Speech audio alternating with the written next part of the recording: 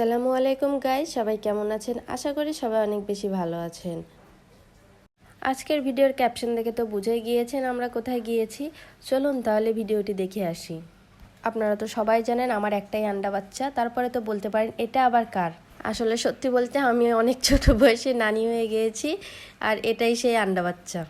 তারপর রাস্তায় বের হতে না হতে জামাই বললো গাড়ির নাকি তেল শেষ, তখন আর কি করা, তাড়াতাড়ি তেল উঠিয়ে নিলাম, তাছাড়া তো আর যাওয়া যাবে না। মাশাআল্লাহ, আমার ছেলে দেখুন কি পরিমাণ বুদ্ধিমান। এখানে তেল দিচ্ছে, তেল ঠিক মতো দেওয়া হচ্ছে কিনা এই জন্য সে সুন্দর মতো হাত দিয়ে তেল চেক করে নিচ্ছে। তেল নেওয়া শেষ করে তো আমি এমন একটা গান ধরেছিলাম যে এই পথ যদি না শেষ হয় তবে কেমন হতো তুমি বলো তো। আর আমার জামাই বলছে তোমার পথ শেষ হয়ে গেছে, আর এই দেখো আমরা মেলায় চলে এসেছি। আর এমন আনরোমান্টিক জামাই থাকলে তো জীবন বরবাদ হয়েই যাবে। আজকে মেলায় এসে দেখি অনেক মানুষ ছিল, এত মানুষের ভিড় ছিল যে আমি তো ঠিক মতো এখানে দাঁড়াতেই পারছিলাম না। তারপরে আমার জামাই দিকে টিকিট কেটে নিয়ে চলে আসলো।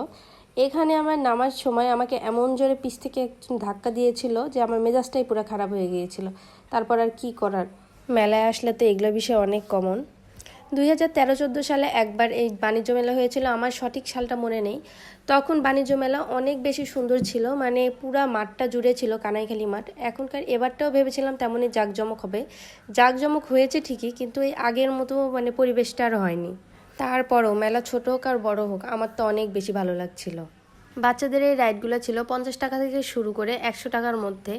আমার ছেলে তো এই রাইডগুলো দেখে অনেক বেশি খুশি হয়েছিল, তাকে কিছু কিছুতে আমি ট্রাই করিয়েছিলাম, কিন্তু এই পানির মধ্যে তো ওটা আমি করতে দেইনি, কারণ ছোট বাচ্চা পড়ে যাওয়ার সম্ভাবনা আছে। এই নাগরদোলা দেখে আমার জামাইয়ের তো অনেক বেশি পছন্দ হয়েছিল, সে বলছিল যে চলো আমরা যাই নাগরদোলা উঠি, কিন্তু আমি বললাম এত উঁচা নাগরদোলা আমার তো দেখেই ভয় লাগছে, আমি উঠবো কি করে। তারপর চলে আসলাম এদিককার স্টলগুলোতে। এগুলোর স্টল কিছু কিনি আর না কিনি, দেখতে আমার ছোটবেলা থেকে অনেক বেশি ভালো লাগে। কি সুন্দর রেশমি কাচের চুড়ি, যা নিব তাই 30। কিছু কিছু জিনিস তো আমার অনেক বেশি ভালো লাগলো, তাই টুকিটাকি এখান থেকেও কেনাকাটা করলাম। পায়েল তো আমার অনেক বেশি ভালো লাগে। তারপরে দেখলাম বাজারের তুলনায় এখানে অনেক বেশি দাম, তাই আর নেওয়া হলো না। এখানে দাম অনুযায়ী কাপড়ের কোয়ালিটি ভালোই ছিল, তোমরা চাইলে পারচেস করতে পারো। তারপর চলে গেলাম সংসারের জন্য কিছু কেনাকাটা করতে। আমরা মেয়েরা নিজেদের জন্য বাইরে যাই, কিছু কেনাকাটা করি আর না করি, কিন্তু সংসারের জন্য তো আমরা কেনাকাটা করবই। এখানে ছোট ছোট বাটি, প্লেট, ট্রেগুলো দেখতে আমার অনেক বেশি ভালো লাগছিল, তাই এখান থেকে আমি 3টার মতো পারচেস করেছিলাম। এখানে আসার পরে আমার এই দোকানটায় দাম অনেক বেশি কম লেগেছে, তাই আমি ইচ্ছা মতো এখান থেকে কিছু কেনাকাটা করেছিলাম। তাই ভেবে রেখেছি এরপরে যখন আবার যাব তখন আবার কিছু কেনাকাটা করে রাখবো। দেন আমার ভিডিওটি এখানেই শেষ। আমার ভিডিওটি তোমাদের কেমন লাগলো আর কে কে বাণিজ্য মেলায় গিয়েছো অবশ্যই কমেন্ট করে জানাবে।